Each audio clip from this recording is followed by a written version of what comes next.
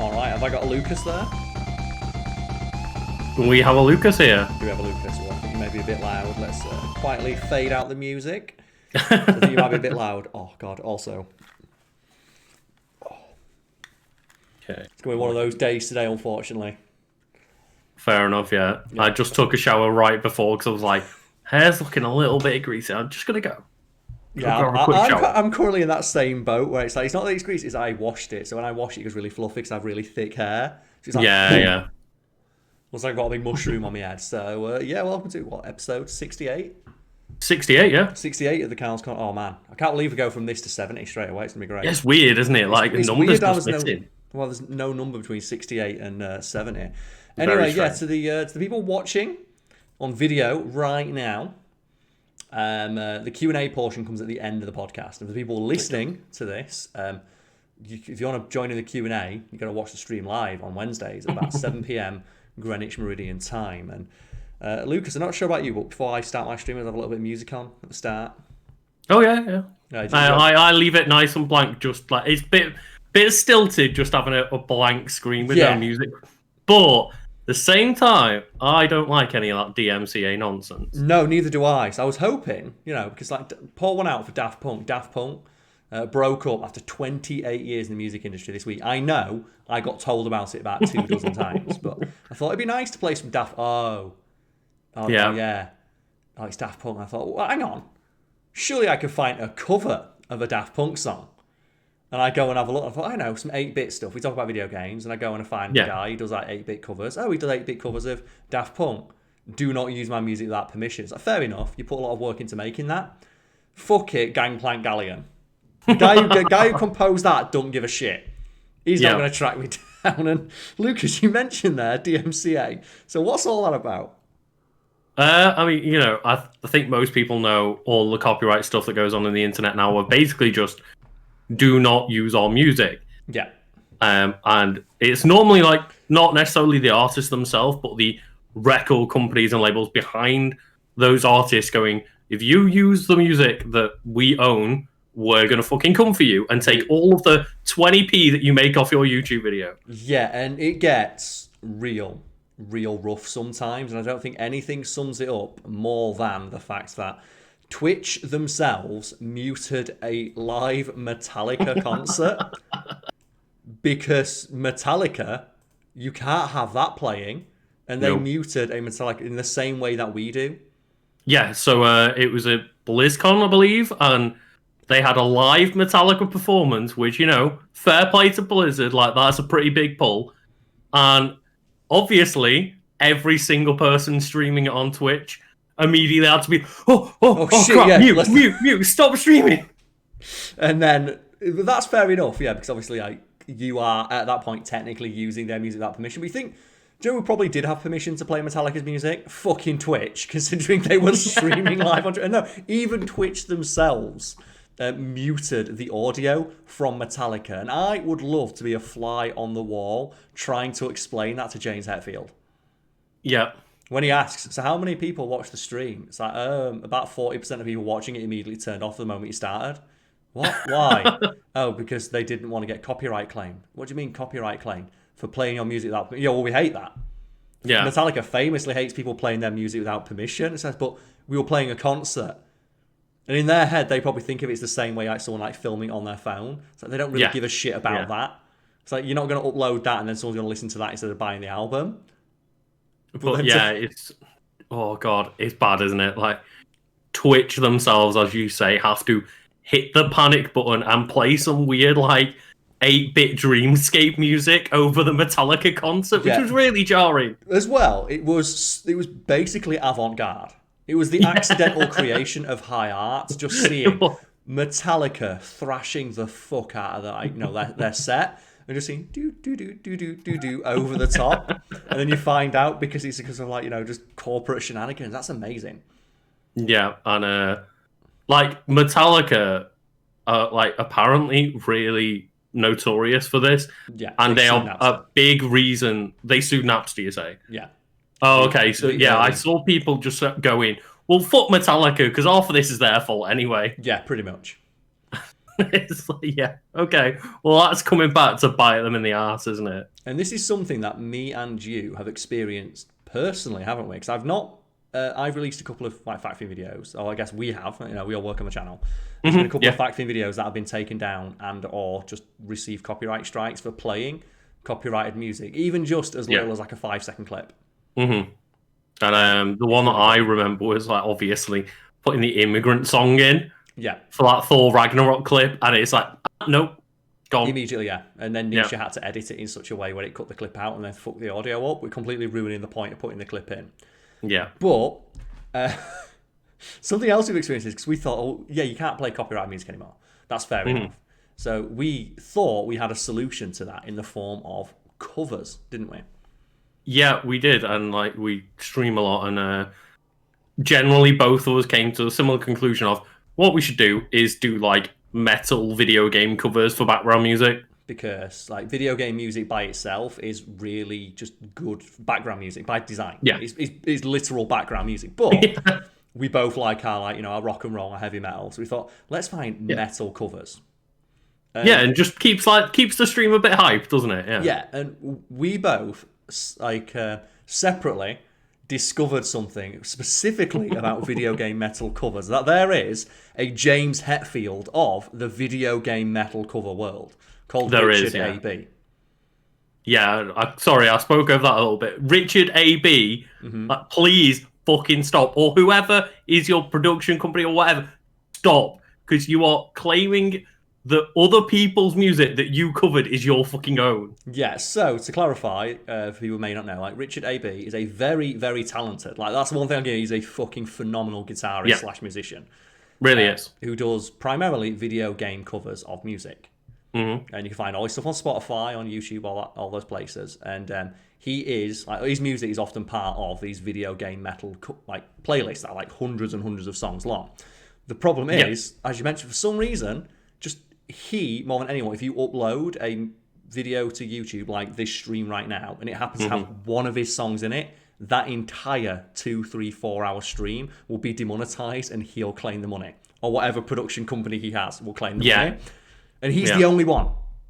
There's a couple of times where I've had it like, one song from an artist has come up out of these 8 on the playlist that was played, but usually he's the one person where every single song of his that gets played, including ones that he like stars on other people's tracks, is like all of them. Anytime he's a contributing artist, get copyright struck immediately, to the point where like, and when it's got a copyright strike, the only option is you either mute that section of the stream, cut it out, or just let him claim the money for it. I'm saying him because he must have something to do. It's like presumably he's an independent dude. Yeah, you would imagine so. He's not like in a fucking band or anything like that. He's not like Metallica where you can like point to their like production company. It's like he is a dude on YouTube who presumably just like has a company that he works for or founded or something. And it's baffling to think. So you get it if it's like a Metallica track. It's like fair enough, Metallica track.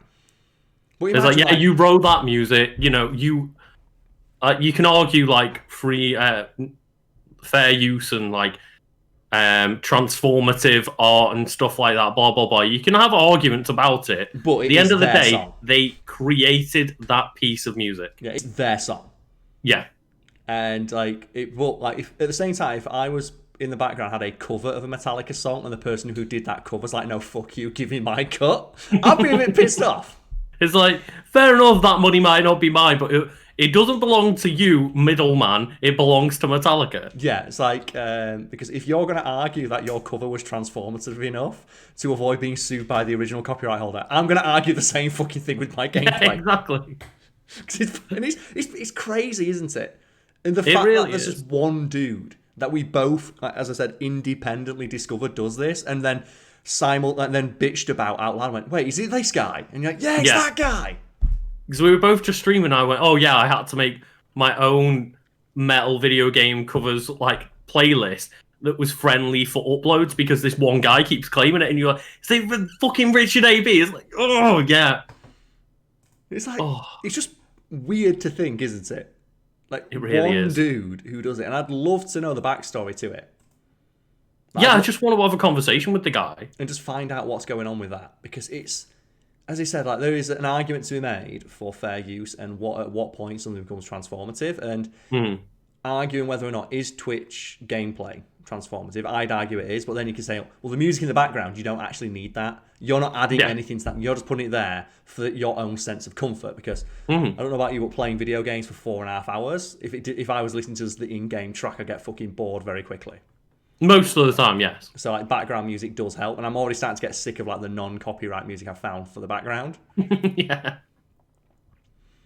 Yeah, it's like that thing, isn't it? Of as you said, if your version is transformative, then mine is too, because we are adding like commentary and gameplay, and having the music as like a supplementary thing in the background. It's not the reason that people watch our streams. But at the same time as well, if you want to claim some of the money, don't claim all of it. It's like, come on, we're trying. I mean, I think that's just surely a thing on YouTube, is it? Yeah.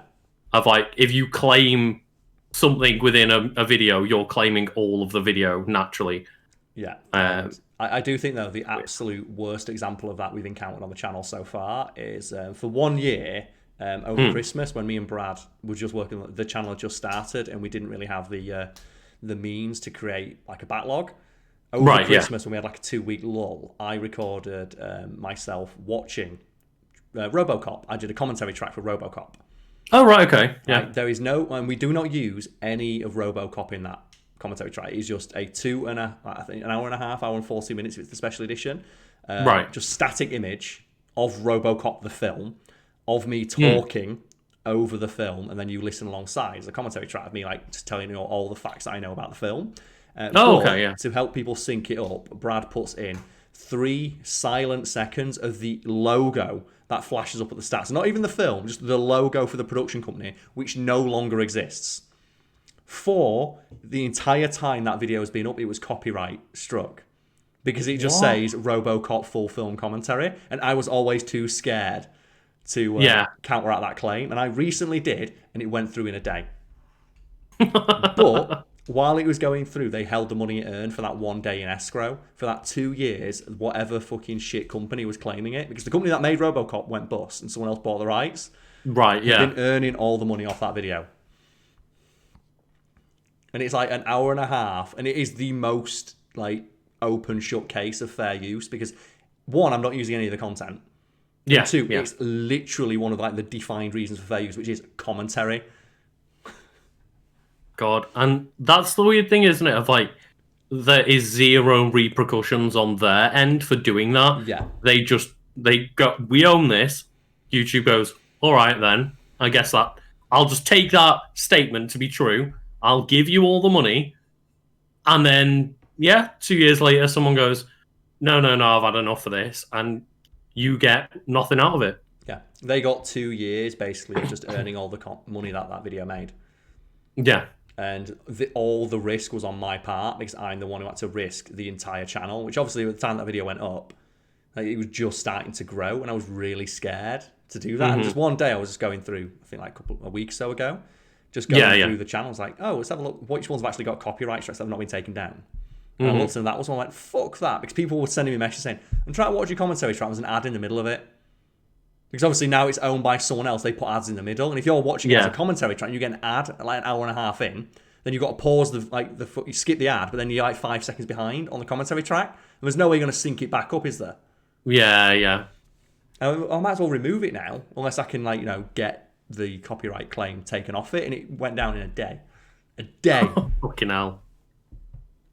And I don't know about you, but like I find this idea interesting of like, getting someone to do a commentary on top of watching a film, and a lot of creators now have started.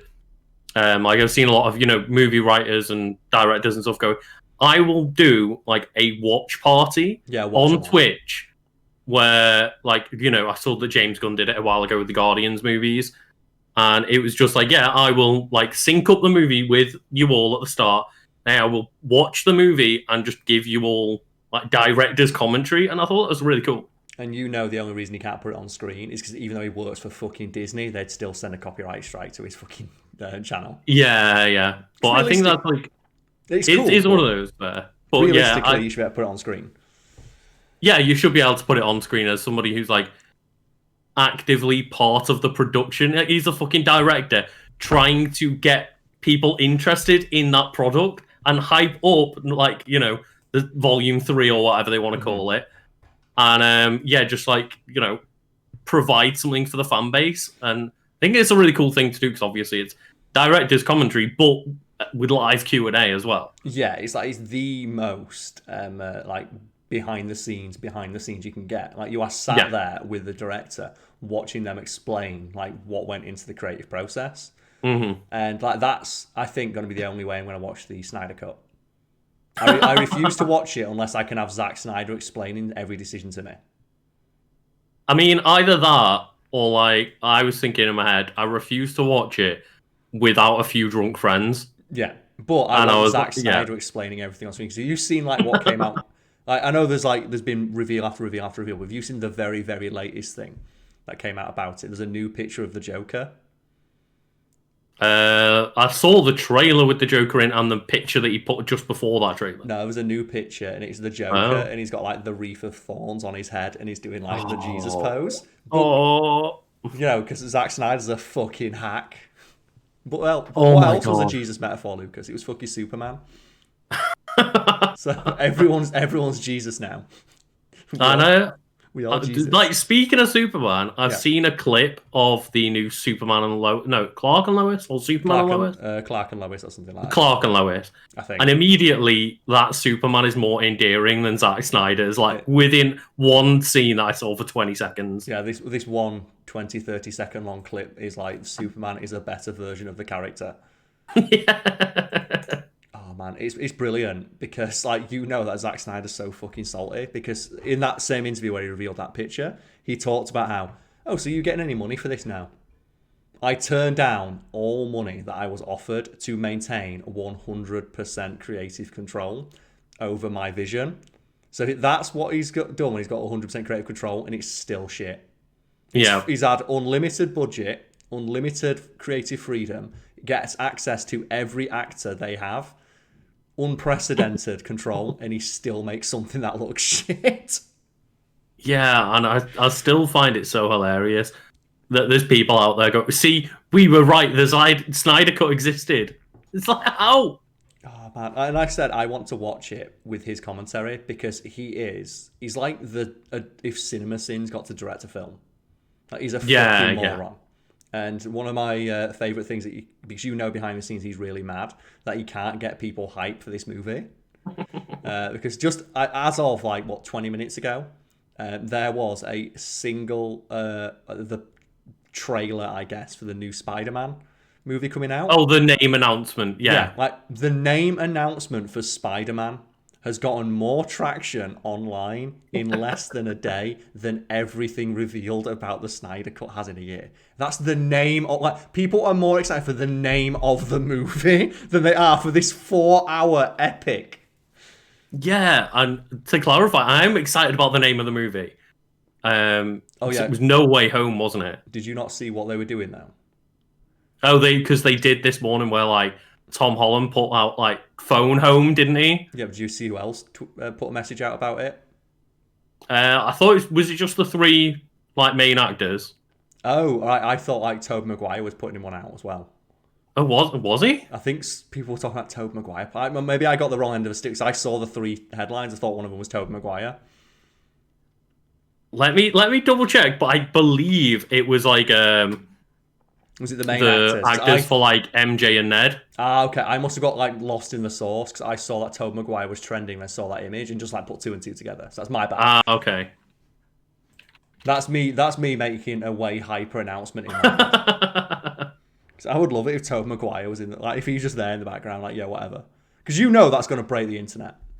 Oh yeah. If that happened, I would lose my fucking shit. All he needs to do is just rock up and just be pizza time. Oh, okay, yeah. Apparently, the announcement, they were announced being teased by the lead stars, Tom Holland, Zendaya, and Jacob Batalon. That's me reading. That's me making my own stat. I jumped to a conclusion. I did that typical YouTuber thing. At least I didn't make a video about it though. That's the important thing. Because that's people going, like, oh, well, Spider-Man 3's trending. Let's get Tobey Maguire trending. Ah, okay, that's my bad. Like, or like people go, I can't wait to see Tobey Maguire in this, blah blah blah. Well, the thing Similar is, to how like Pokemon Day happened, and then Gen 4 remakes and Sinnoh were trending. And it's like, oh, no cool, one they announced the remake now. Yeah. Okay, well that was me getting way too hyped for my own good, and that's why I try to avoid hype, but it's difficult to avoid hype with Spider-Man specifically. It really is, because we both love Spider-Man. I fucking love Spider-Man, yes. And I don't want to talk too much about Marvel, because like, currently ongoing is like one of the probably like the biggest story arcs for a while. So let's avoid that, because the show's not like WandaVision and stuff's not even finished airing yet.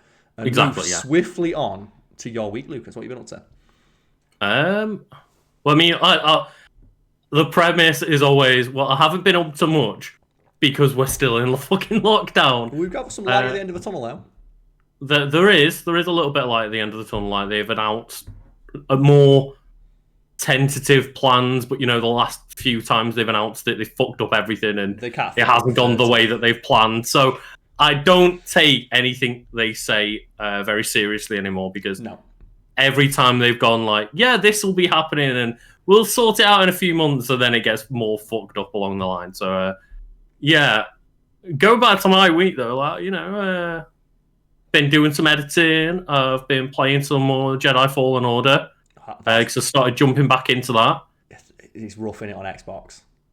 It's real rough. The performance is very bad, and like the only reason I've stuck with the game is because A, it's Star Wars. We all have a bit of affinity for Star Wars, and B, people keep telling me like, yeah, but the game is good, and it's like, why do so many people say this game is so good? And I was about a third of the way through the game from the looks of it when I dropped off, and I'm like, I need to finish this game to see what people are talking about. Yeah, I got like 3 or 4 hours into it and just completely dropped off, because every single time I died, being confronted with a minute-long loading screen, it's like, fuck this. Like, this is all in pursuit of this really bad story so far, with an unlikable protagonist. A really ugly protagonist as well. Like, every character design in that game is just obnoxiously ugly. Yeah. Like, they just look really bad. Like, the just look of the game is shit. The game looks really, really bad. The game looks like it was trying way too hard, and then masterpiece. Yeah, to look good, but the character models all look bad. The Wookiees especially, that's meme worthy. And then you've got that lady who's supposed to you back up, and they did her so dirty. Yeah, they did. Yeah, she looks like a monster. She doesn't look like she has eyelids. Yeah, exactly. And they all have this weird sheen to them, and the protagonist is just so bland. Like, it's Star Wars, and you had to make the protagonist just boring white man again. Yeah. There's endless possibilities in Star Wars, theoretically. Yeah. And it's always about a fucking boring white man. Because that happened to me where I played the first couple hours of the game. My girlfriend walked in on me playing it. Yeah. And she went, oh, is that your character? And I went, yeah. She went, why does he look so shit? Why'd you make him look so boring? I went, no, that's just what the character looks like. She went, no, he looks so bad. She thought I'd made a bad looking character on purpose. Yeah. Or I just skipped through the customization, just made a default character and didn't give a shit. It's like, no, that's what the character looks like. She went, no. And then she Googled the actor and went, the actor's really handsome. Why did you make him look so shit? Yeah, and it's weird because he has a hint of a look about him, but he doesn't actually look like the actor. The actor looks a lot more handsome. Yeah, and it's just, God, I just dropped off that game straight away. The first time I died and got through with a minute-long loading screen, and I died because I went to jump and grab a ledge, and the character just went... Yeah. Do you know that thing where it's you jump to grab, and you jump, and he just goes... And just grabs nothing and falls to his death. It's oh, cool, a minute-long load screen. Awesome. Yeah, and that happens quite a lot with minute-long load screens. And I found to just get to the point where I was playing podcasts, watching it, just having my phone playing a podcast, so that when a cutscene does come up once every hour, I'll pause it for 30 seconds. But I was just like, man, this game looks bad. It loads really poorly. It's got a ton of bugs. The technical side of it is just really bad. And the force powers that you start with are almost non-existent. And I am starting to get to a point where combat is quite fun now that I'm like 10 hours in and Yeah. I've got a bunch of more powers and a bit more force to use. But how does it take that long? I just completely fell off. Like when it's like, oh cool, I can unlock some new abilities, and my ability is to swing my lightsaber one extra time. It's like, fuck off. Like, where is, like, keep in mind, what was Anakin and Obi-Wan doing in the prequels? Where's that game? Yeah. Where's the game where I can just recreate the Battle of Mustafar? Just a whoa. It's the fucking party rave cave, man. Where? Oh, just the infinite backflips. Come on. Like, it is established in canon that that's how like Jedi's fucking fight. And it's like, no, just like, and I don't get why it takes so much effort to swing a fucking lightsaber. This is because he swings it like it's a fucking heavy sword from a Dark Souls game, and it's clearly what it's inspired by, Dark Souls. But yeah, like, why does he swing a sword made of like essentially light? It weighs half a pound, yeah. Yeah, he should be swinging it around his head like, whoa! And he's like, oh! Yeah, he swings it so slowly. And obviously the idea is it's supposed to be a Dark Souls game, but that doesn't really, the play style doesn't translate to the Star Wars universe. And that goes all the way back to the original trilogy, where George Lucas told them to swing the lightsabers like they were heavy. Because he wanted it to be reminiscent of like sword battles in like an old pulp film. Yeah, because he was clearly inspired by like samurai movies and Wild West and stuff like that. Yeah. So he told them to pretend that the lightsabers were heavy, and then he told the actors in the prequels that lightsabers don't weigh anything. So you can swing around super fast. It's almost like George Lucas was a fucking hack and doesn't know what he was doing. But it's like, I don't get it. When I saw like he swings his lightsabers, I've got to apply for planning permission to press X. So this thing weighs nothing and cuts through everything, and I'm supposedly been trained by one of the baddest motherfuckers in the galaxy. This should be like butter. Yeah.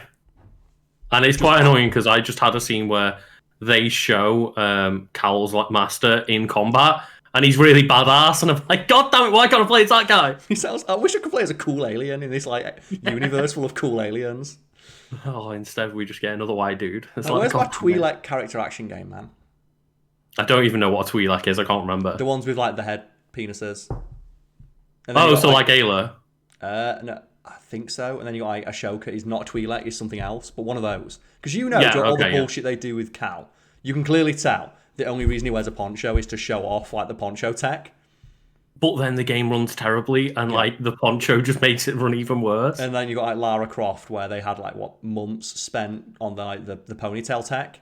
Because like, a lot of games where they try and show them off as like graphical like showcases, they always put in like that one thing to show off. Yeah. Like with Tomb Raider, it was the Lara Croft ponytail, and they put like a dozen animations in that were unique for different situations for Lara Croft with a ponytail.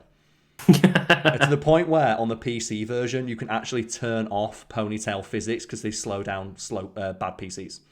Yeah, because that was one big PC update when they released it there of like, turn off you can get even better hair physics. Yeah, you can turn it off. Because it's so taxing on the system that slow PCs can't run it. And if you turn it off, her hair's just constantly windmilling at all times. And I'm thinking, like, why do they not made a Star Wars game with the Twi'leks? Or like, I don't know what like Ashoka's race is. And then they put all your money into like that hair, the weird like hair appendages they have, put it into that. Put all of your animation budget into figuring out that shit. Realistically, you wouldn't need to because it's just two solid objects.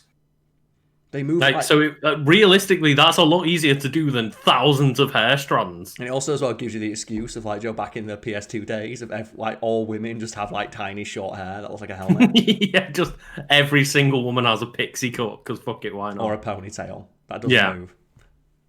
And did you ever see like the like FIFA next gen update for the new game? Where for a couple of like main big stars with different hairstyles, like like Messi is one of the characters, and it's like they gave them like the hair upgrade to make it look super good, but there's only like a dozen not characters, people in the game with that hair tech, and everyone else still has like the plastic hair. Yeah, it must be good though for FIFA, where everyone has a fuckboy haircut these days, because that's really easy to model. Yeah. But I think it was one of the UFC games where there was a guy who had hair that was so long they couldn't model it in the game. Because obviously most UFC fighters just have a buzz cut or like, very close. Yeah, to stop the hair getting in the way, yeah. And to stop like it being grabbed, like, just by accidentally or whatever. But one guy just had really long hair.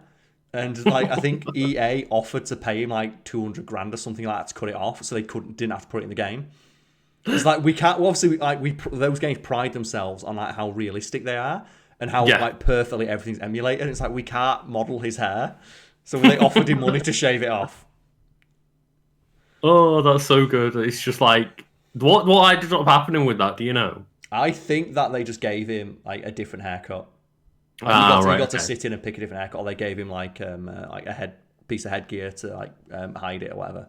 Yeah, the classic. Just like put a headband on it. Like people are talking about as well as a Star Wars game for the Switch, and it's like they want people to play as General Grievous. Like the only way I'd accept that is if you got to use 4 Joy-Cons, and it's 2-player mode. If it's 2-player mode and you got to use 4 Joy-Cons, and we've got to use that one, so we've got to be the arms underneath, I'd play that version. That'd be a great co-op game. Yeah, and they did such a weird announcement of that. It's like, oh, we've got a new game announcement. Oh, here's Star Wars Hunters, I think it was called, and it's like 30-second CGI trailer of like, here's a couple of holograms and a logo that tell us nothing about the game. And then, oh, it's made by Zynga, the mobile developer, and it's the really bad mobile developer. Arguably good or bad. You could argue very good because they make a shit ton of money, but yeah, they're just making either Switch exclusive game or a console game in general. They didn't tell us what it is. They told us it was something to do with Star Wars and gave us nothing else. And was like, I think later we found out it's like a third-person game of some kind. But no, if they want me to buy it, like I said, 2-player bonus co-op mode. You General Grievous, you each control one of his arms. I'd be down for that. Make it like Overcooked. Well, Octodad. Octodad did that, didn't they? Where control one limb. There's 4 limbs you control, and you can play 4-player. You can even do it where at random periods of time, everyone's control of a limb changes. So you'll go from controlling like his right arm to his left leg randomly at different intervals. That's it. That's the only way I'd play that game. That would be amazing. And just like you have to stand like lockstep, and just make it like a bonus mode. But they'd never do that because that's too fun. That is too fun. It's too fun and it's too different. Mm-hmm. Like this is the same universe of for Jedi Fallen Order, where they got asked point blank, why do you have to play as a dude? It's like, oh, Karl's story is really important. It's really important that he's a human. It's like, is it really? He could have been of any fucking race in that universe. It doesn't matter. The only thing so far in the story that has mattered to Karl and his story is the fact that he's a Jedi apprentice, which could have been anybody. Because Jedis could be from any fucking race. There's like a Jedi in one of the comics who doesn't have hands. He just used the Force to control a lightsaber around him. It's ridiculous. So I want a Star Wars game or movie that is like the Green Lantern Corps, where they show Jedi as being like the Green Lantern Corps. Do you know when you see like background shots or background characters in panels from Green Lantern comics, and there's like every conceivable kind of alien is a Green Lantern? Yeah. Like you've got the guy who's got like a volcano for a head, or the Green Lantern who's a living mathematical equation. It's like, I want that for Jedi. That would be amazing, But instead it's always just like a fucking human who looks shit. Yeah, and that's the thing is as much as I appreciated the only real time they've changed it up and making Daisy Ridley the main character, and that's a nice step, but especially in video games where it's easier to make whatever the fuck you want, why does it always have to be a human? It's like, you can get it from a movie standpoint of you don't want to have to paint the main actress fucking bright green all the time, yeah. But even then, make it a little bit different. Because there's a friend of ours who talked about one of his problems with Star Wars is that in the new one with Daisy Ridley's character is that you see her in Force Awakens fighting with a staff. Yeah, she's established as being competent at fighting with a staff. Mm-hmm. And he said, well, I was really excited for that because I was looking forward to when she built a lightsaber in the next movie. She's inexperienced with a lightsaber. Yeah. Because I was looking forward to building a lightsaber staff. And that would have been really cool, yeah. And, like, building a lightsaber around that staff and having, like, a fighting style around that. Similar to, like, Darth Maul. Mm-hmm. But a Jedi. Or maybe just have, like, one lightsaber on one end or something. Or just incorporate it in some way, because it's established that she can fight with a staff. And it's like, no, they drop it completely and she just fights with a lightsaber. Yeah, it's like, God damn it, the one interesting thing about it. Oh, it's so silly. He's brilliant, but you know what? We can talk about Star Wars until the cows come home, and we have done many times before. Yeah, we have, yeah. We have indeed. So, Lucas, I believe there's something you want to mention on this episode of the podcast that I was excited about. So excited that I had to tell you to stop mentioning it earlier today so we could talk about it on the podcast. Yeah, and this was just like, me doing my daily doom scroll. Yeah. And coming across a tweet that I fucking love that term, doom scrolling. The doom scroll, yeah. The doom, just like, you shouldn't, but you will. Yeah. It's like the risky click, isn't it? Yeah, it's like a person smoking a cigarette outside. It's like when you see nurses smoking cigarettes outside of a hospital. It's like they know more than anyone how bad it is for them, but they just don't care anymore. Yeah, exactly. And I will read you the tweet now, because I did tell Karl about this tweet earlier, just mentioned it, like, I found this silly tweet, and Karl's like, wait, no. Save it. We'll talk about this later. This is a good one. So who's the tweet from? So the tweet is from... No Cocoa Puffs, who I will clarify. I've just clicked on the profile. Is a pro Apex Legends partner on Twitch. Okay. So they are pro Apex Legends player, and fair enough, And I'm guessing Cocoa Puffs is that girl? No, it's not. It's a guy. It's a guy. Okay, sorry, that's my bad. I just wanted to just establish, whether it's a girl or a guy, but based on what you're about to say next. So the tweet goes, to all my streamer friends, I recently ended up getting a personal chef to cook meals for the week. Instead of spending easily $1,400 a month on fast food, I now spend about $800 to $1,000 a month on home-cooked, fresh food made in my own home. It was the best decision I've ever made. What? So, Lucas, give me those numbers again. I'm gonna bring up the calculator app now. We're gonna get some fucking numbers here, right? Okay. Well, the first one was $1,400 a month on fast food. So 1,400, and let's just divide it by 30. Let's have a look. So that's $46 a day on fast food. $15 every meal, 3 meals a day. Let's call that on average just $45 a day on food. And then what was the other number? Then $800 to $1,000 a month on home cooked food. Okay, so 1,000 divided by 30 again, it's on average. So that's like 33. So let's call that, $30 and 45. The fuck was this person eating? Yeah. Right. So, and do we know if this person's buying food for just themselves, or do they live with a partner? Okay, so when I was going through the replies, I couldn't find that, whether it was for one person or not, but the way they're wording it sounds like it's just for them. It sounds like it's just them, because it's like, instead of spending $1,400 a month on fast food, I now spend $800 to $1,000 a month. And it's like, yeah. Okay. It seems like it. Let's operate under the assumption this is a single person. And I actually ordered a takeaway yesterday. And the reason I wanted to find out is it a boy or a girl is because men have a higher caloric needs for the day. On average for a man it's 2,500. Average for a woman is about 2,000 to 1,900. Mm-hmm. And it depends and for me personally I have to have about 3,000 calories a day. Yeah, I have more than that because I exercise, I run, and all that bollocks. And then when I was exercising properly, my caloric intake for the day was a required 4,000 calories a day. The reason that's important is because when I was having 4,000 calories a day, yes, my takeaway order would be 2 pizzas, a kebab, 2 portions of chips, and some wedges with sauces, and that would come to about 20 quid. And I would not eat all fucking day before I got that. So for 20 quid, I was getting enough food, arguably for 2 separate people, and that was costing me 20 fucking quid. This guy was spending twice that per day, every day, for an entire... What the fuck are they eating? Yeah, I really don't know. And obviously, we're talking pounds to dollars, Either way, we can either way right now.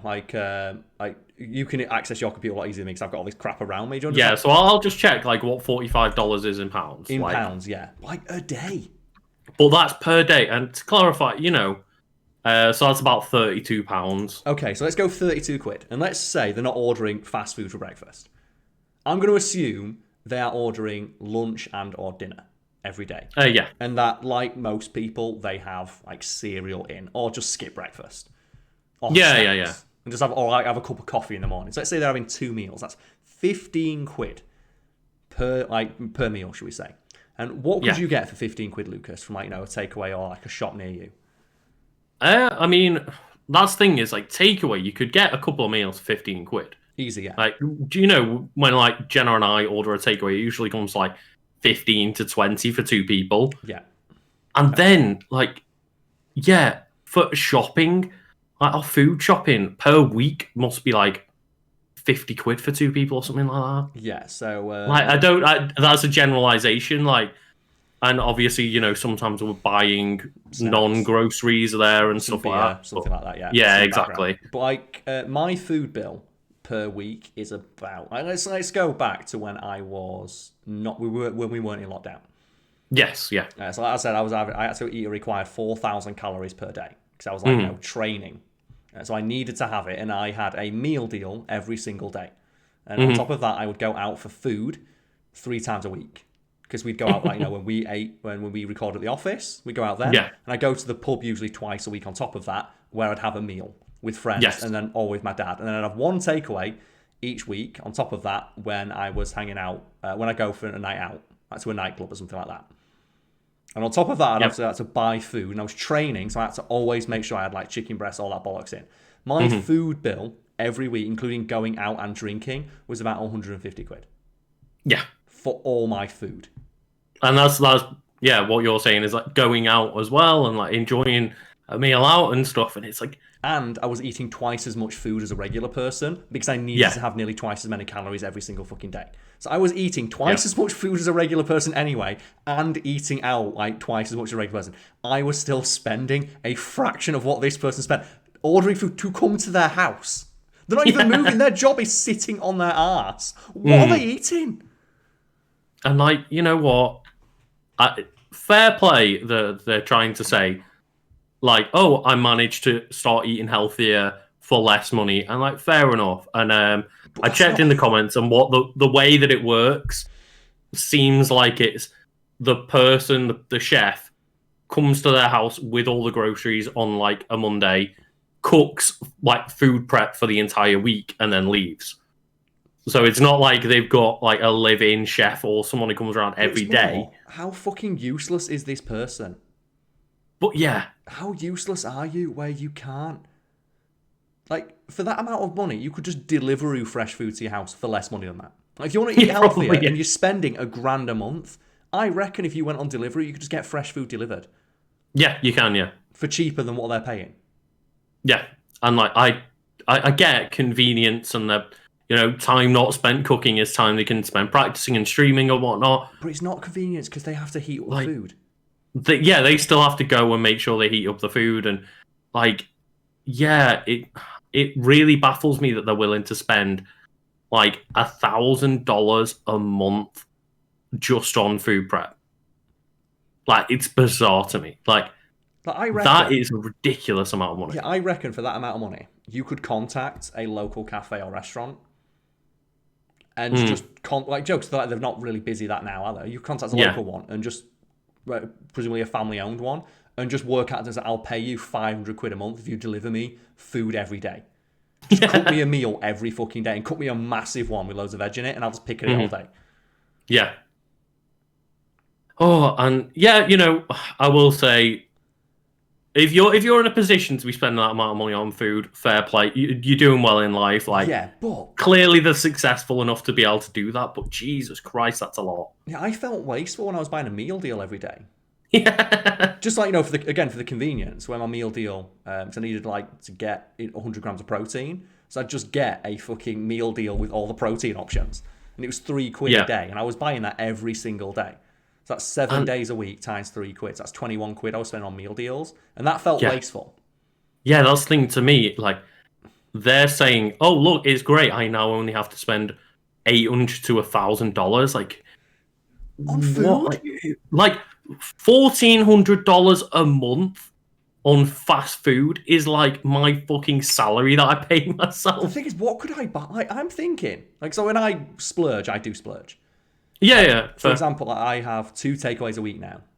I Mm-hmm. have it one night for pizza, one night for Indian. And when my girlfriend's here, we split it. And she's gone. She's away for the moment now. But Yeah. we'd spend like 35 quid, I think, is the most we've ever spent on our takeaway. And that is when we were having like a proper fucking blowout. And we didn't eat all day. And we had a massive fucking blowout. And we ordered enough food. And we were eating it for 3 days. Like, we were still heating up leftovers 3 days later from like the food that we had. Yeah. And that cost us like 35 quid. So like, what, $50? Mm-hmm. I couldn't imagine after that ordering that amount of food eating. Bear in mind, for our takeaway days, we don't eat anything all day. We have like a cup of coffee and like just some fruit and veg during the day. Maybe like a bowl of soup or something light.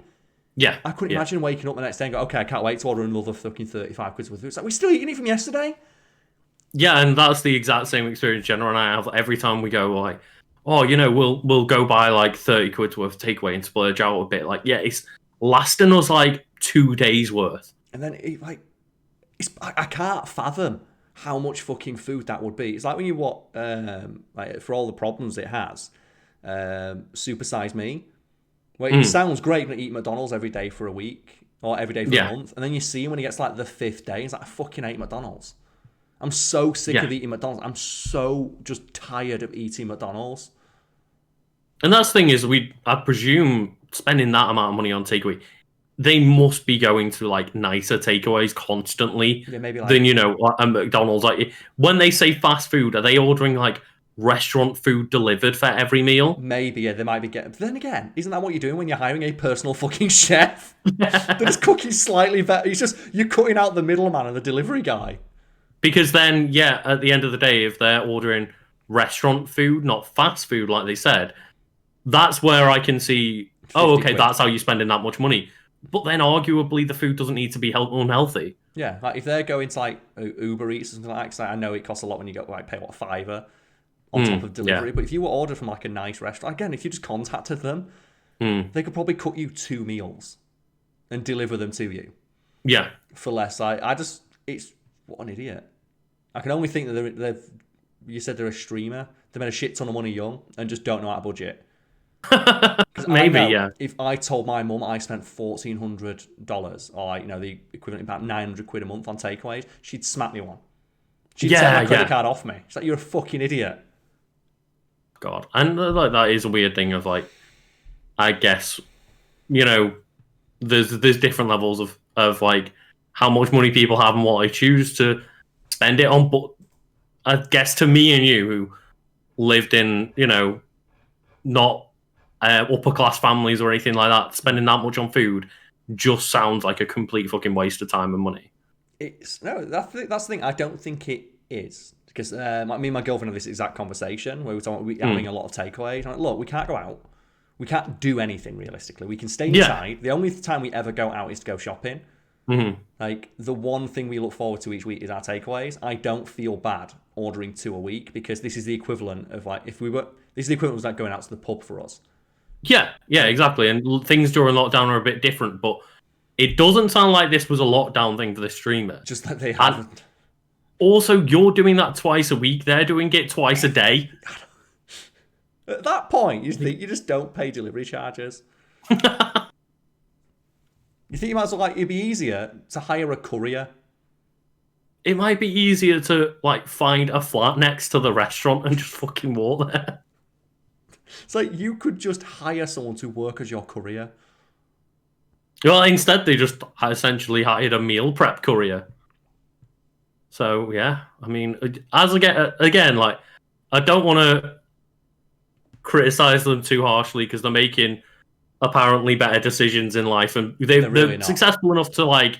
Well, I mean, going from spending $1,400 on takeaway to $800 to $1,000 on meal prep, I guess, is like a bit of an improvement. But the idea that, like, I'm glad they're making a job. They've provided work. That's the only positive I can see from that.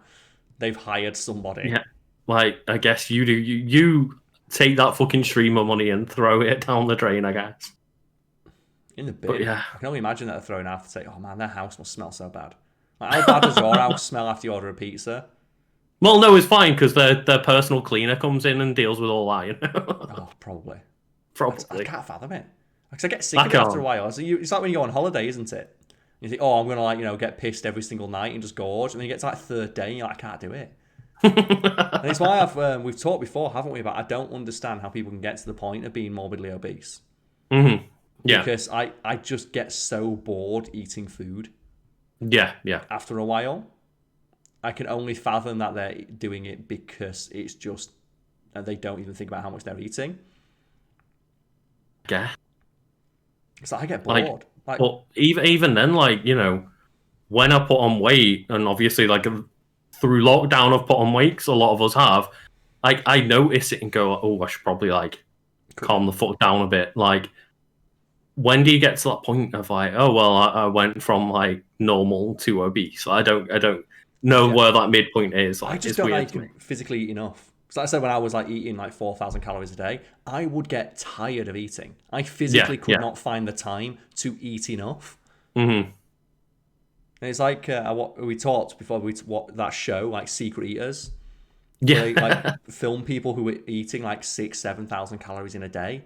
Mm-hmm. It's how do they do it? Oh, they eat an entire tube of Pringles. It's okay, you know what? I've smashed a tube of Pringles, here and there. I've demolished 1 or 2 tubes of Pringles in my time. Then you think, well, they do it every day. It's you get bored. How can you get sick of Pringles? And the legendary person making a fucking pie sandwich. That guy is a fucking legend. I need to talk about the guy who made a pie sandwich because this show, Secret Eaters, if you don't watch it, go fucking watch it. It's on YouTube. Just Google Secret Eaters. Yeah, I think we mentioned it a little while back, but yeah, just go watch Secret Eaters and go watch my man say a pie is not enough fucking carbs I need in a sandwich. The premise is it's people who've gained weight and can't understand why. So they hire film crews to secretly follow them around, just film them eating.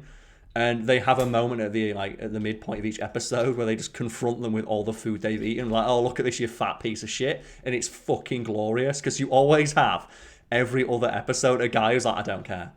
I don't care that I'm caught. It was awesome. And that brings us to a guy who eats, as Lucas said, a pie sandwich, which is he gets a pie, puts it on bread and goes, and then just eats. And it's you fucking legend.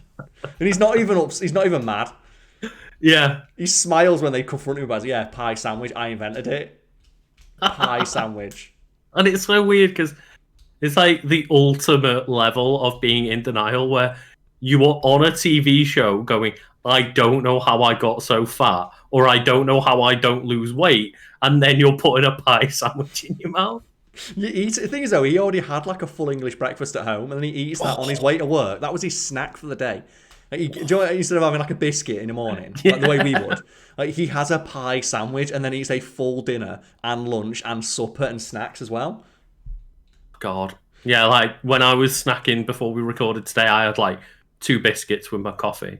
And he's like, nah, man, pie sandwich. That's how it's done. That's a real man right there. It's fucking pie sandwich. It's all right, let's get into that. What is the most fuck you, I'm in a fat knacker today?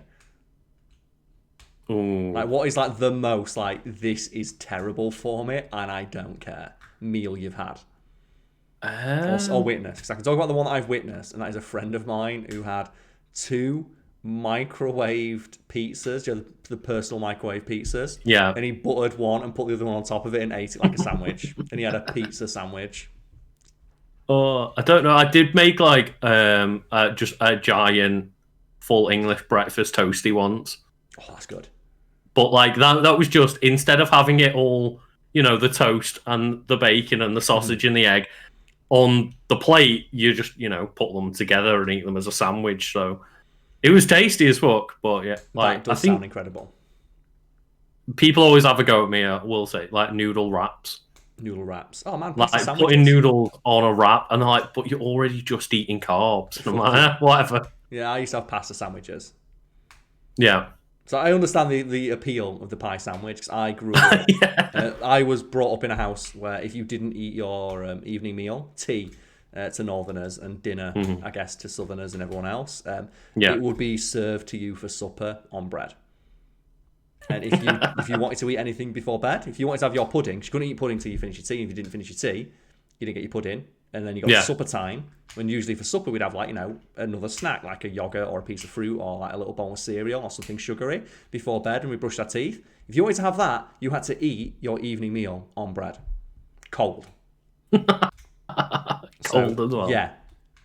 Cold. I like how when you start going into like British talks about food and dinners, and it's like, it sounds like you're talking to a fucking hobbit of like, then we had second breakfast. Yeah, it sounds like one of those things that you hear people like tell horror stories. No, that was it. I would have to eat whatever my evening meal was cold on bread. If it wasn't eaten. That was the rule. God. So if you were hungry at supper, and you very quickly learn to enjoy bread with everything, because that's the thing, like, you learn the trick is if you don't like eating something, because there's some foods I just didn't like, but I would like it when it was on bread, because when it was on bread I could just eat the bread because bread was nice. Well, it's a similar kind of thing of like, I remember making like a roast dinner for the first time when I'd moved out to uni, and like I ate all of my veg and was like, this is really nasty, and it's, oh mum, how'd you make the veg? Well, it's like, well, I put fat with this one, I put sugar in the sprouts, and it's, oh right, okay, so you just made it more unhealthy to make me think I like vegetables, right? Got it. Okay. Yeah, it's like when you first make pasta and it's like, this tastes like shit, and then you put an entire pasta sauce on it and go, it tastes nice now, and you look at the bottle of pasta sauce and it's like 800 calories, you're like, fuck. Yeah, it's just like, oh look, here's a shit ton of fucking oil. It's like, great. Like the first time I realised I didn't have to put the entire bottle of pasta sauce or jar of pasta sauce into my pasta, I was like, wow. This is the future. That must have been a saucy pasta for one person, an entire jar. Yeah, but I used to make like an entire bowl, and I'd eat the entire bowl because I didn't know what portion control was until I started like exercising. Because like when I'm making pasta, I'll make like a pasta for me and a pasta for Jenna, and then it's like one jar of pasta sauce, and then that's probably enough to like have half of the pasta one night, and then like eat some up the next day and eat that, and I'm. One jar of pasta on like one bowl must have been a fucking lot. Just remember though, I only used to eat one meal a day. Yeah, I just eat one because I don't like eating. I see it as a chore unless I'm eating something unhealthy, and because I don't like to be unhealthy, I just don't eat.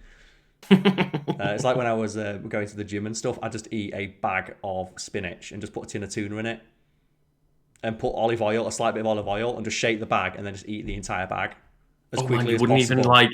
You wouldn't even eat it or anything? No, just eat the entire thing. Because I needed to get the protein, I needed to get the minerals and vitamins. I was thinking like, a bit of like, cooked tuna mixed in with a load of spinach. That sounds all right, like a bit plain, but just straight into the bag. No, just in the bag. That's how you do it. It's like eat it. I'm not very good at cooking, so that's how I do it. And like, that's the problem though, because I do like eating, but I eat really bad food, so I avoid it. It's like when I cut sugar out of my diet, I knew I'd never be able to do it unless I just didn't buy it. Because I know I do not have the self-control. If there is a bag of biscuits a packet of biscuits in the house, I will eat the biscuits. Yeah. Just don't buy biscuits. And then that moment where I go, I wish I had a biscuit with my tea. After a while, you just stop missing the biscuit, and that's how I had to teach myself. I'm terrible. I'm so bad with food.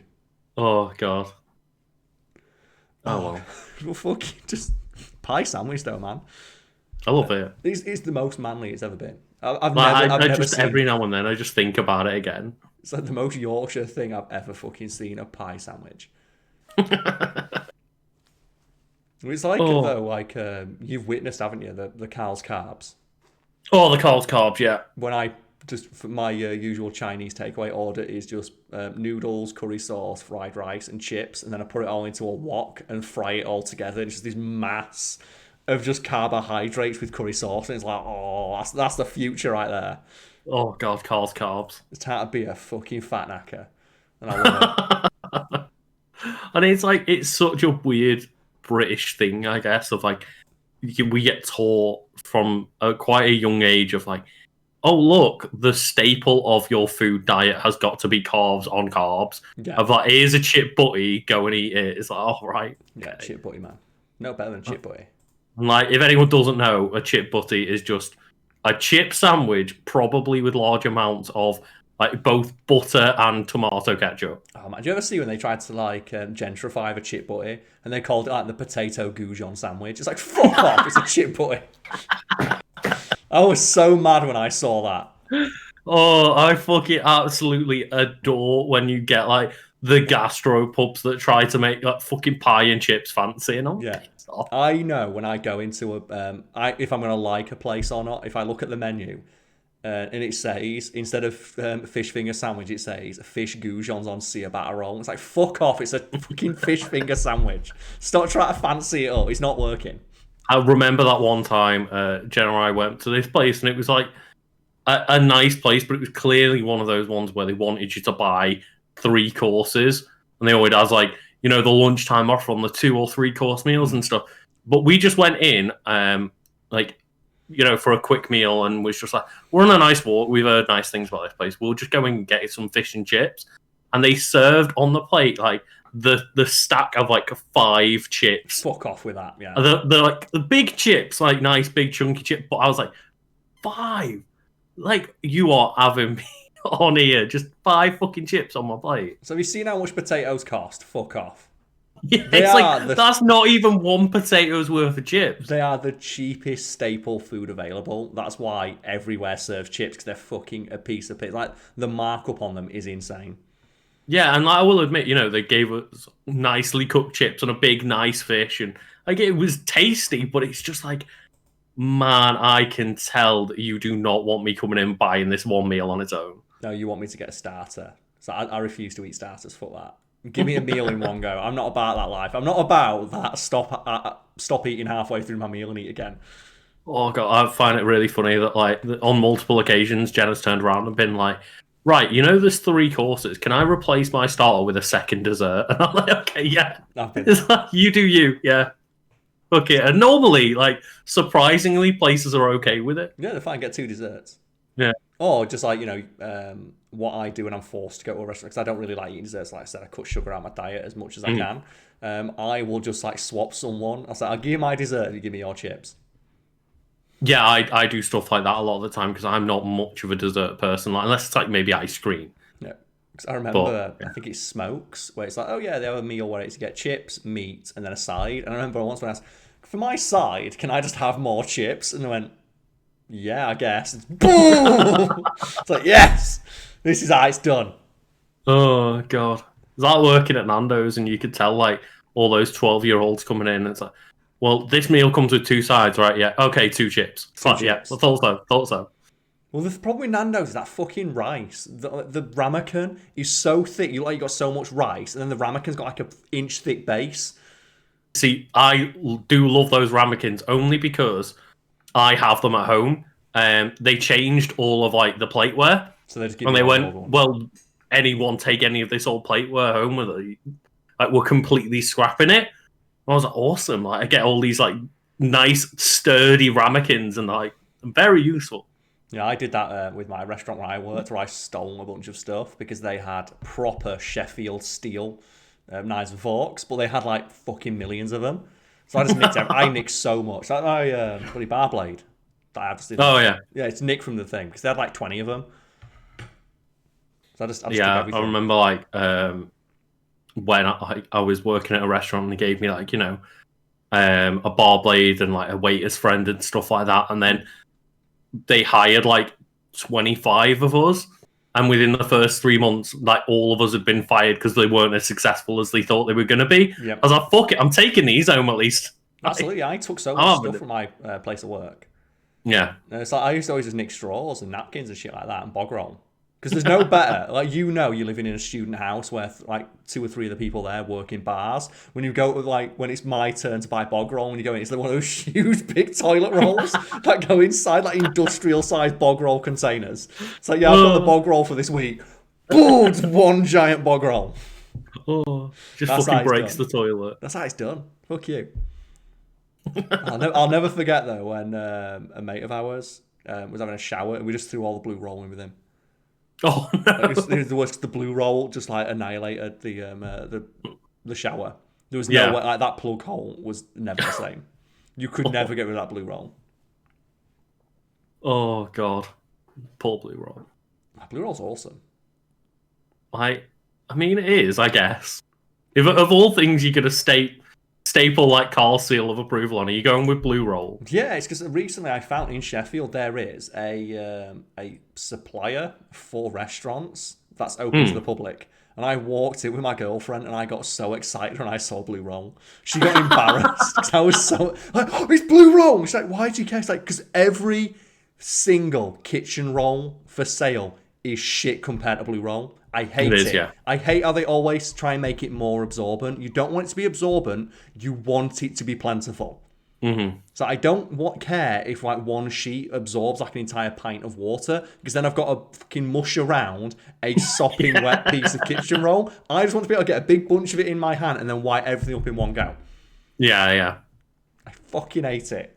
Oh god, that's a sign that we both worked at restaurants, isn't it? Like, we can get hype about Blue Roll. Blue Roll's the best. I was tempted to buy like the 6 industrial rolls for like 30 quid. Like, yeah, but it'll last us like the next year. It's like, we're not fucking buying all that Blue Roll. I'm not walking out of this fucking shop with 6 Blue Rolls. Getting all the Blue Roll. Oh god. That's where I went. I spent ages just looking for espresso cups. Oh, okay. So I've got one of those like little Nespresso coffee makers. I want an espresso cup because I like espresso. But everywhere you go, it's like they always sell them like 6 fucking cups. Like, I don't want to. I'm never going to make 6 espressos at once. I just want one cup, and I found it in that shop. That's what I stumbled past. They just sell individual pieces of cutlery. So if you just want like one knife, you don't like, say you've like lost your knives and forks, or you don't. Where can you find one knife, one fork? You can't get. You got like a set of 4, so you got like 16 fucking pieces of cutlery.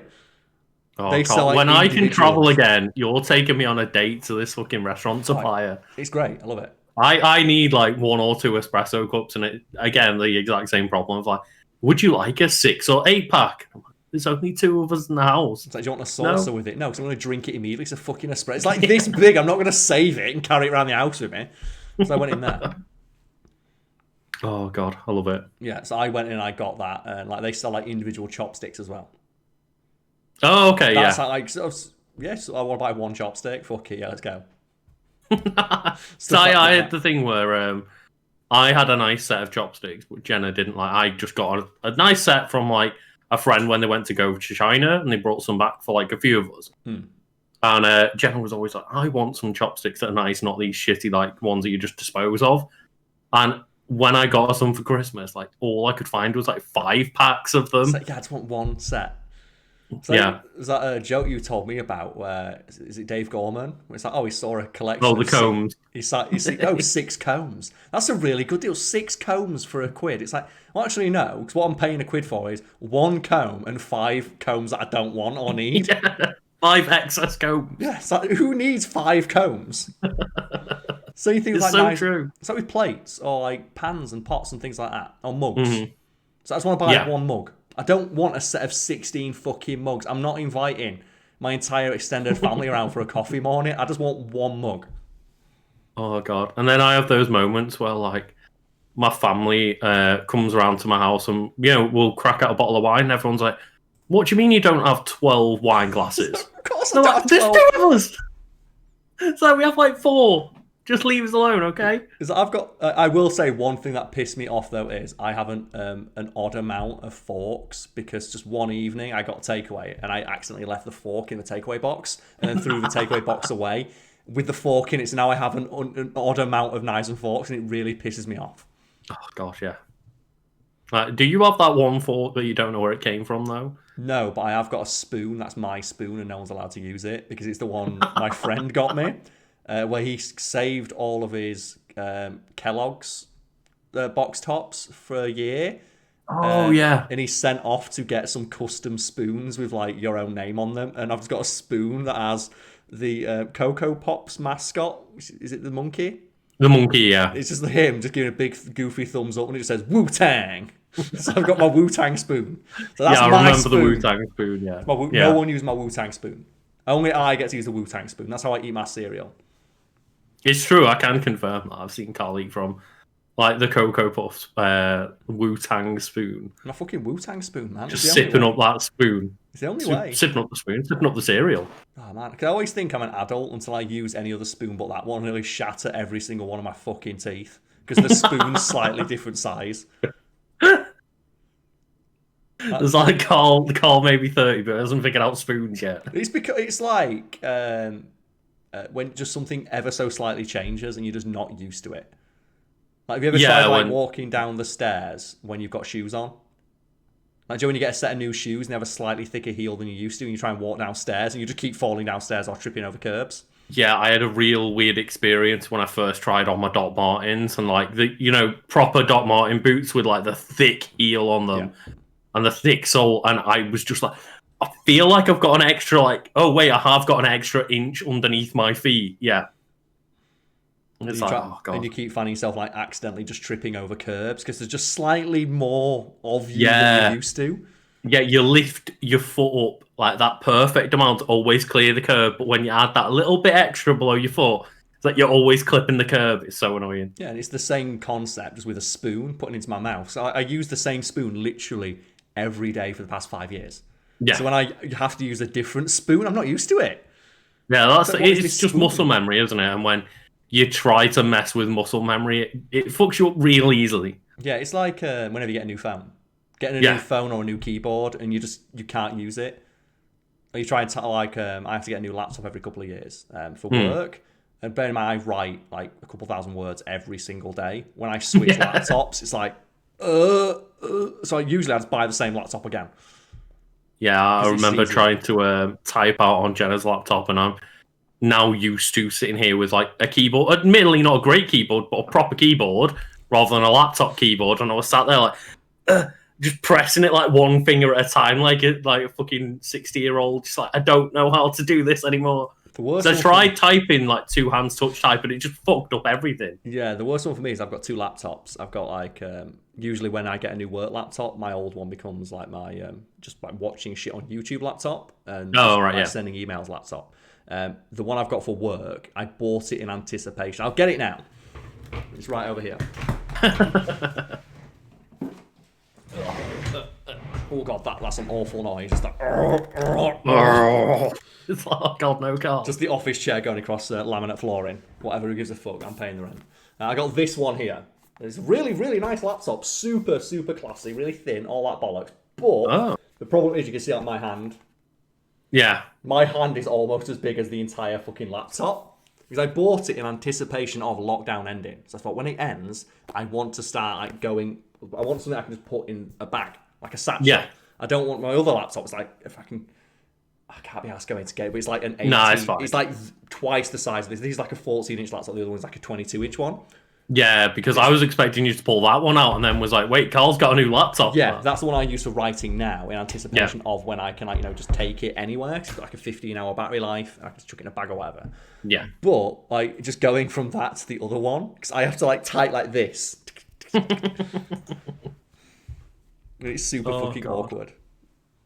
But my entire hand like goes across like the keyboard on its own. It's like, for fuck's sake. That is the downside for the convenience of it, I guess. But yeah, there's always the payoff, isn't there? There is. But I just like that was rough to get used to when I was typing that one. Because I just kept reaching for like the caps lock key or tab or whatever the fuck, and it's like my finger just goes off the edge of the keyboard. Yeah. And I hate shit like that. It's like just one of those weird things where you get used to something so much you kind of don't want to change it just because you know you're gonna like have a slight amount of inconvenience getting used to the new thing. It's weird, isn't it? But it sounds better at the same time. I like the convenience. It's nice. It's not. It's like when I get, because I've typed so much, I can type without looking. And it is really satisfying. Like, say for example, just at night, it's like if me and my missus are watching something on like Netflix, I can because I know what I could just buy touch search for something. Yeah, it's just touch typing, isn't it? Yeah, it's super satisfying. Or like when I'm just sending out emails, and I can just like get a cup of coffee and just like type with one hand. It's really satisfying to be able to do that. Yeah, it is, and I did for a while know how to touch type, but I do so little writing now that it's just like now I'm editing instead of writing stuff. Like I used to blog a lot and had a job where I was like doing a lot of dictation and things like that. But now it's just I can't type for life of me. It's just weird, and it's like it's real unsatisfying to have that skill that I know I used to have, and it's like I can't work like that anymore. Yeah, I had something like that, like in regards to my physical capabilities, where I used to be able to do the full splits. I was one of those people I could do the full splits. I can no longer do the full splits, and it pisses me off every day. Even though I never use it, it still annoys me that I used to be able to do it and now I can't. So the equivalent, and I know that I'll never get that flexibility back, not without like concerted effort that I can't be asked putting in. But I can still touch my toes. And I remember once after like not going exercising for like after uni. Uni, no one exercising fucking uni. I was still like thin, but I wasn't like in shape or anything. And I went to touch my toes, and like there was like 2 foot of fucking difference. Like I used to be able to do this no problem, and now I'm like, this is it. This is as much. Oh god, that's probably me now after lockdown. Jesus. Try to touch your toes. So I've realised that I can still touch my toes, and every morning I do 10 toe touches because I don't want to lose that. I never want to lose that again because it was so fucking gutting when I couldn't touch my toes. Yeah. It's like doing a press up. True. It's like, have you ever had that moment, maybe like on a night out or something like that, or like a house party, where just like one of the dares is like do press ups or something, or who can do the most, and you see the guy who used to be able to do press ups but now can't try and do them, and he does like 3, and you can just see it on his face. He's like, I am no longer a man. That's it. It's one of the most gutting things to witness, because you are literally witnessing someone just like be completely unmade in their own head. Their own self-image has been shattered. Okay. One time, and it wasn't a friend, it was like a guy who was a roommate of a friend in uni, and he was a mature student that was like used to be in the army. Okay. And we were like all drinking and doing shots and stuff, and then out of nowhere he's just like, right, I'm gonna do 100 press-ups right now. And just like everyone's like, okay, I guess, dude, like, yeah. And then he gets to like 30 and starts struggling, and you just see like, I could do that, I could do 100. And it's like, mate, give it up. Give it up. It's like, you're not in the army anymore. It's like, you used to be able to do 100. Yeah. And now you can't. And that's just like, I'd say age, but it's not even age. It's just not practicing. Just look at Jack LaLanne. Jack LaLanne, if anyone ever wants, like, just to while away. You know what? We can do it now. Fuck it. I was going to say while away and after on Wikipedia. Fuck it. We're going to do that. We're going to look at Jack LaLanne because he is incredible. And while we're doing this, I guess after we finish like discussing Mr. Jack LaLanne, we will do Q&A. So folks in my chat, folks in Lucas's chat, if you want to ask us some questions, start like putting them in now. And we'll do a couple after this. And for people in my chat, if you want to ask Lucas questions, you can use !Lucas. And you can get his chat up as well, because like the order is I'll read one out, Lucas will read one out, and then back and forth that way. So maximise the chances of getting your question read out by asking it in both chats, I suppose. I'm just going to look up Jack LaLanne now. Jack LaLanne. So we're going to do this is a easy wiki weekends for us. This is Jack LaFucking-Lane. And you'll have to clarify, I don't recognise the name, so who is Jack LaLanne? He was a fitness guru. He famously lived to like 90 odd years old. And he was basically just like one of the earliest pioneers of fitness. Right. Like to the point where he was seen as a quack. Like when he started telling people like to eat right and exercise, this was the same time period when doctors advise you to smoke in magazines. To put in context, like when he was telling people to exercise, doctors told people that if you do Jack LaLanne's exercises, you will like get hurt. Like when he advised just doing things as simple as simple weightlifting, like no, it's dangerous. Don't lift weights. Don't jog. It's really bad for your joints. It's like, the fuck are you supposed to do to stay in shape then? Fucking hell. And he has one of my favourite quotes attributed to him when they asked him, so Mr. LaLanne, do you and the wife, because he was famously very active up until he died in his 90s. Do you and the wife still get intimate? He goes, yes, we have sex almost every night.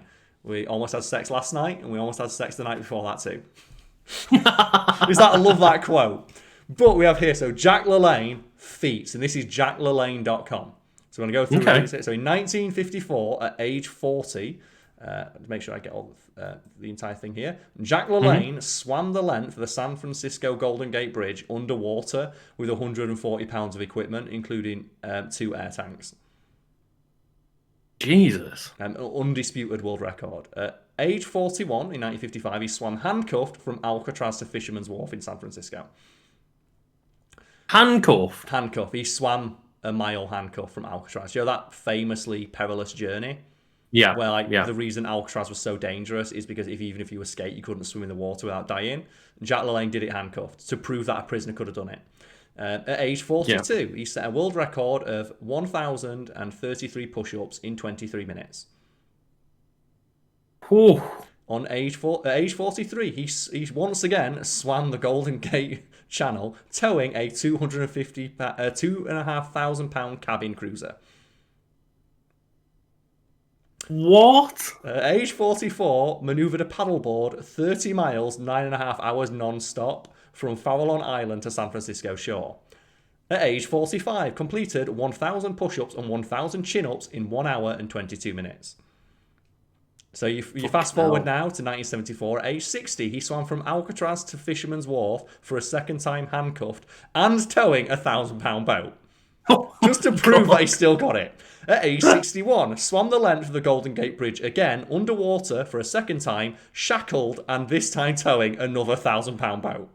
At age 62, commemorating the Spirit of 76 swim, swam 1 mile in Long Beach Harbour, handcuffed, shackled and towing 13 boats, containing 76 people. At age 65, towed 65 boats filled with 6,500 pounds of Louisiana Pacific wood pulp while handcuffed and shackled in a lake near Tokyo.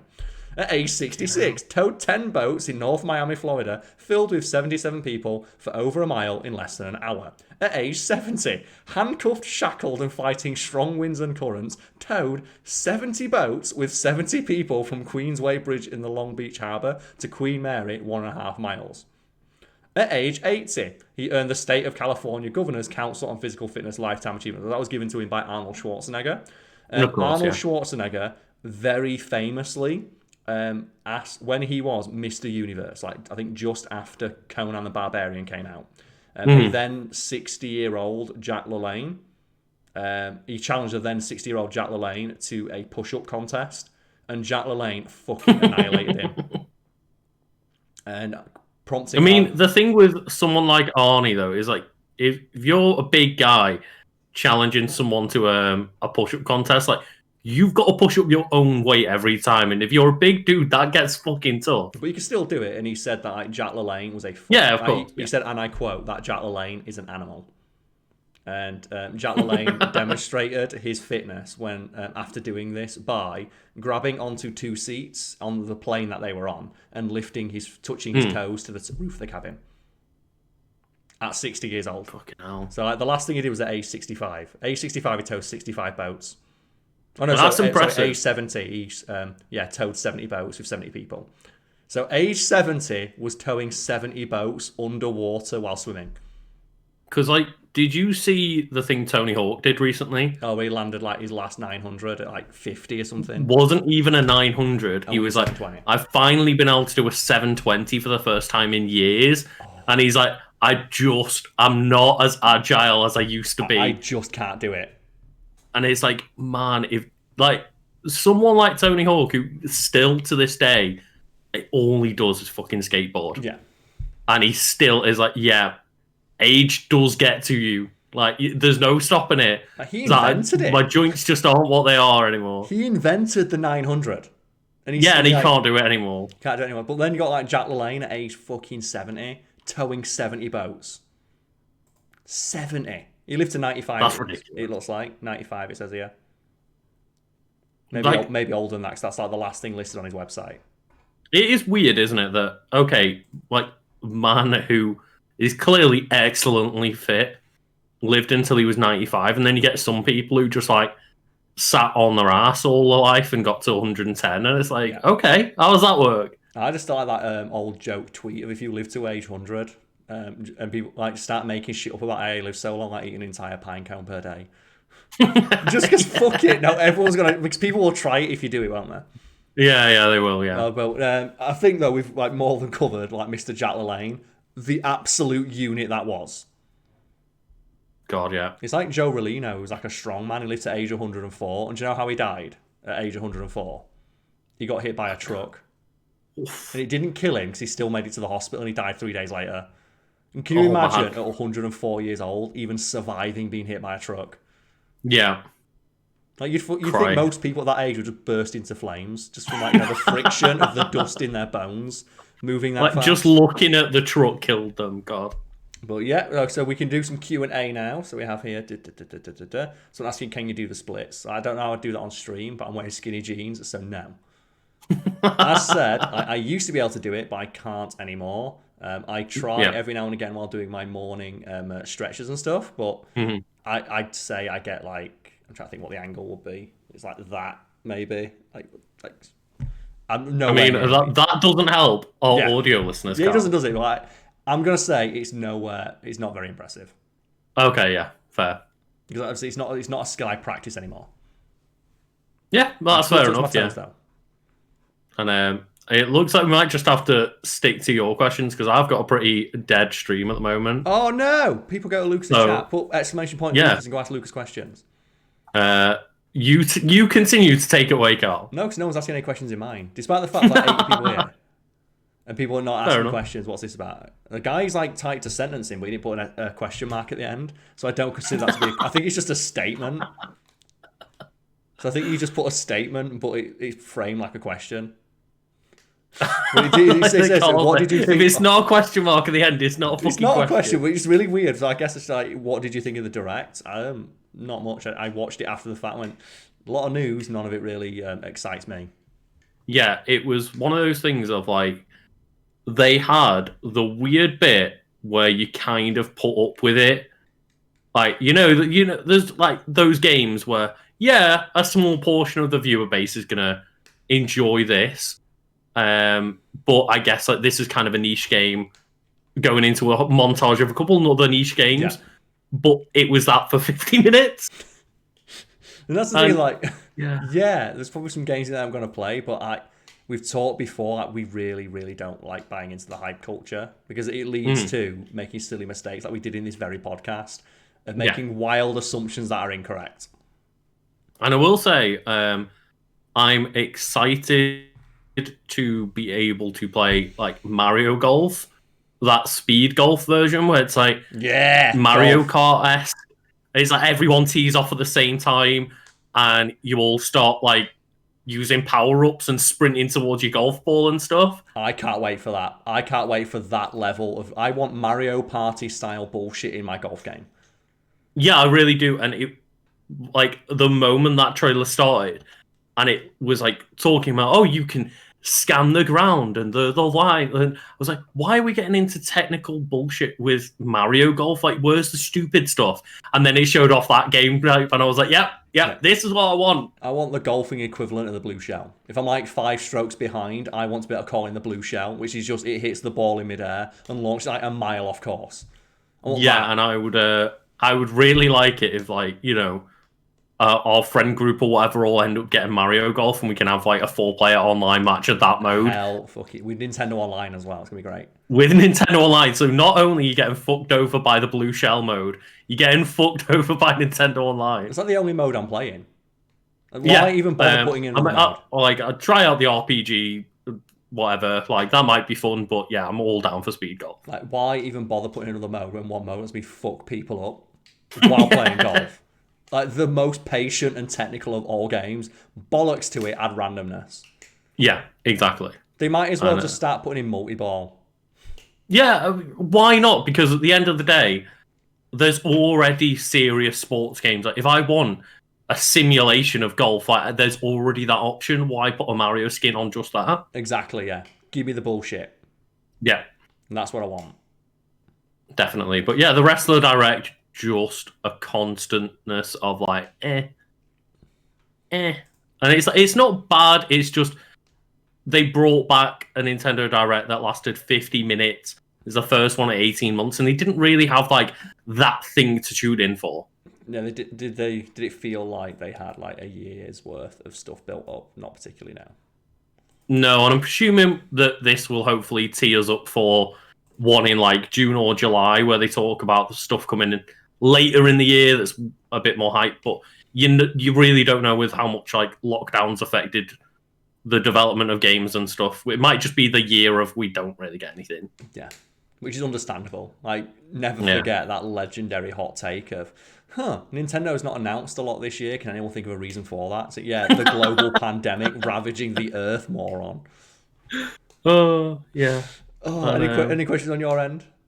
Yeah, I guess like this kind of leads into something else of like, what is something from your childhood that you are still nostalgic for? A lot of the things really, and Yeah.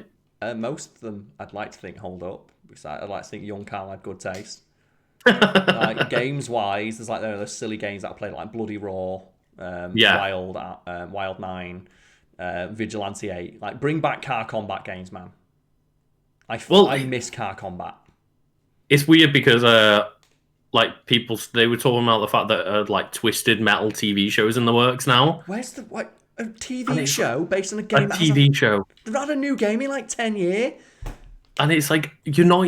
I mean, I guess this might be leading up to the announcement of a new game, but like, the PS3 Twisted Metal was real bad. And you haven't released one since, and now you want a fucking TV show with it? What? You know, it's going to be a shitty tie-in one where they've got to like get the likenesses of the people on the show, and it's going to cost more than the actual, like, engine they put on it. It's like, oh, god damn it. Yeah, I never have much hope for any like video game adaptation, whether it be like TV or movies. Really, like the best one in recent times is, I mean, probably Castlevania, and that was an anime. It's like we've got, what is it, that Borderlands movie that's been announced, and it's like that already looks like it's a steaming pile of shit.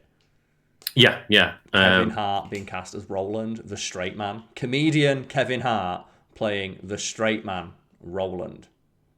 Yeah. And like there's other casting choices where it's like, oh yeah, Jamie Lee Curtis as Tannis. That makes sense. That makes sense to me. I'm hoping she's a huge fucking nerd. Yeah. She's got the haircut for it, hasn't she? Like Jamie Lee Curtis has like famously had like, basically just the short cropped tomboy haircut like her entire fucking career. Yeah, and like literally the same that Tannis has in Borderlands 2, but yeah, like it's just a weird thing, isn't it, with video game adaptations? But like going back to the question, like something I'm nostalgic for is just like, mainly, as people can probably tell, a lot of old video games. Things like the Super Mario Bros. Like 1, 2, 3 World. I played that. All Stars was the first game I ever remember playing on the SNES, and I have a lot of nostalgia for that. But yeah, like it's really depressing that so many of those games I have nostalgia for are really difficult to play. Yeah, and like it's even worse for me because the games that I am nostalgic for, no one gives a fuck about them, so they're never getting remastered. They're never going to Bloody Raw, Karl. I think that's just it's stuck. It's stuck, Karl. I'm sorry. Yeah, they're never remastering Bloody Raw 2 for PlayStation 1. and every passing day, it gets harder and harder to track down. Like they're never going to remaster that shit. And I was really upset because I was listening to a podcast today where they were talking about like a crazy taxi game-esque game that came out that was like a bit shit. And I was like, oh, right, okay, that's a shame. And then I thought, oh man, like maybe Karl and I could just spend an hour playing like Simpsons Road Rage for our channel, like for in my channel, and then we'll look, oh, it does like Xbox have backwards compatibility of it? No. Do I have anything to connect it to like record for it? It's like, not really. And it's such a shame because there's so many games I would love for us to be able to play together, but we can't. For or like channel or for streaming or whatever. It's just really hard to capture those devices. It costs so much money to get the equipment to do it as well. Yeah, to the point it's where like goddamn, it's really just not worth it. No, it's not worth it for a 20-minute video of us playing Simpsons Road Rage. Like it's at that point, it's just not worth it, unfortunately. Yeah, and that's the harsh clinical look at just making content. Of if it's not making you money, it's not worth investing your time into. Unfortunately. Yeah, and I wish that there were more things like what Xbox is doing, where it's that game from 20 years ago will work, but obviously, as I've just pointed out, with the original Xbox games, like when I looked at only still like 40 titles. Yeah, Barbie Horse Adventure. It's like half of them are just fucking Star Wars. Is that great? But there is like a Barbie game, I think, that has worked consistently since the Xbox 360 days. And he's like been a meme of like, you can't play like Halo 2, but you can play fucking Barbie Horse Adventure as much as you want.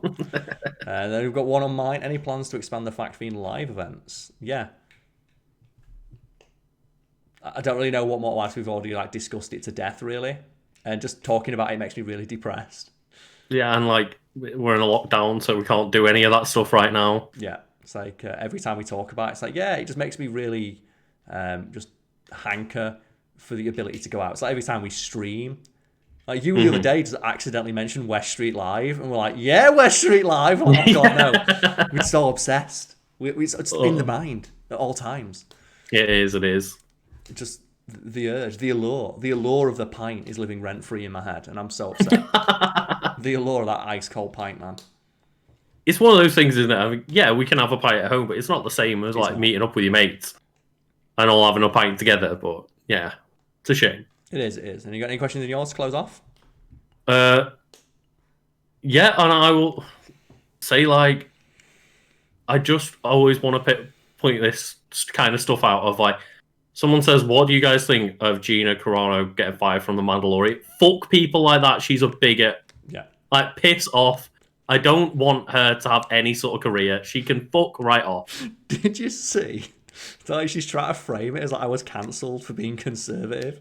It's what did you say? Oh, I told people that masks don't work, and then compared me being silenced or conservatives being like kicked off social media for spreading conspiracy theories to Jews being rounded up during the Holocaust. Is that a conservative view? It's weird that you're admitting that. Yeah, it's like there's a line between being conservative and just being a dickhead. Yeah, and it's weird that those lines are so blurred now. Yeah. The only thing I've really got to say about Gina, is it Carano?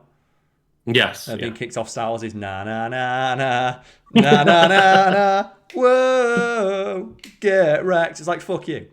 Yeah, absolutely, 100%. Just fuck you. And the fact that the person willing to work with her after this is Ben fucking Shapiro says it all. Also known as, like, other giant bellend. Man who can't get wife wet. Man who can't publicly admitted to being unable to get his doctor wife wet. Yeah, and said, she told me it was fine. Some women just can't. Well, they're the best ones, though, where you look at the actual things that were said. It's like, what are you doing? I was spreading anti-mask conspiracy theories and then saying that the Democrats stole the election. Oh, so basically you were just saying things that are wrong. Yeah. Wrong and offensive and actively endangering human life. Okay, fuck you. Yeah, exactly. But then you frame it as, whoa, what do you mean I can't shit on the floor?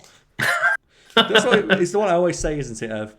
It's the equivalent of like someone walking to a McDonald's and shitting on the floor. Being asked to leave, go, whoa, where in the rules does it say I can't shit on the floor? No one told me I can't shit on the floor. You are cancelling me for shitting on the floor. I will not have this. We didn't think that anyone needed to be told to not shit on the fucking floor. So imagine, like, you're sat in a theatre and you just start screaming out 9/11 was an inside job at the top of your lungs for half an hour. And after half an hour, and the thing is, like, the usher comes up and he asks you, like, can you please be quiet? Yeah. And the usher asks you like 5 times. And then after the 6th time, like, they very begrudgingly just ask you politely to leave. And they're not forcing you to leave. It's just they ask you to leave and you feel shame to leave because everyone there's like, we don't want to listen to you anymore. And then you get outside and then you just continue screaming outside about how you were treated unfairly. Oh, God, yeah. I don't know what else to say about that situation other than fuck her. Like, my favourite, what I hope is, I'm waiting, because obviously they've got to write a character out of the show, and I hope to fucking God they just say that her character died off screen from a preventable disease because she didn't wear a mask. Just have the Mandalorian just say, why wouldn't she wear a mask? She hangs out with me. It's not a big deal. I wear a mask all the time. You know it's not going to happen because Disney haven't got the balls to do it, but I would fucking love if they did that. That would be incredible, yeah. If they just said she died off screen because she didn't wear a mask.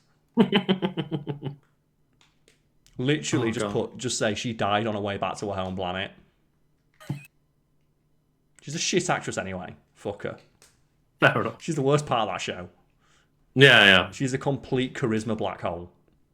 God.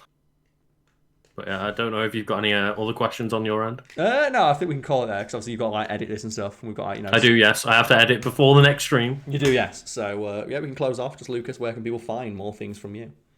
Well, people can find me at Legend of Kanto here on Twitch. People watching, and over on my YouTube channel as well. I'm also Legend of Kanto there. Just normally either podcasting on this or doing dumb gaming stuff. Yeah, and speaking of dumb gaming stuff, in like 2 hours or so, we'll be playing some Borderlands 2 on this very stream.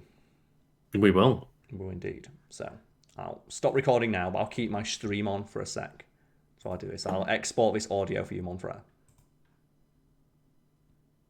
There we go. And I'll keep the stream on for a second while I guess everyone just gives me some guff.